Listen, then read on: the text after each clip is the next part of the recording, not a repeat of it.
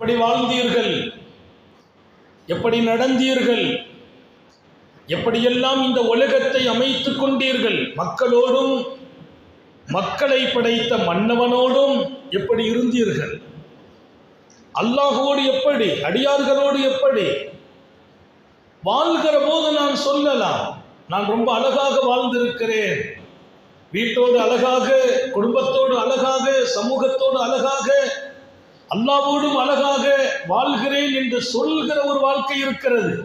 இது எல்லாவற்றுக்கும் முடிவு சக்கராத்தில் என்றார்கள் ஸல்லல்லாஹு அலைஹி வஸல்லம். ரிசல்ட் சொல்லப்படும் நேரம் சக்கராத்.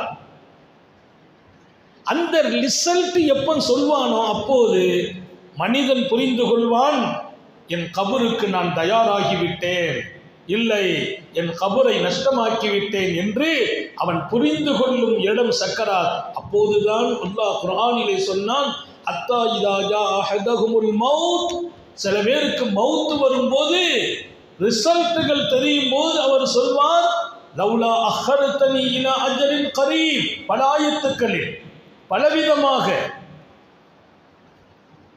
பல ஆயத்துக்களில் பலவிதமாக அல்லாஹ் இந்த செய்தியை சொல்லி தருவான்.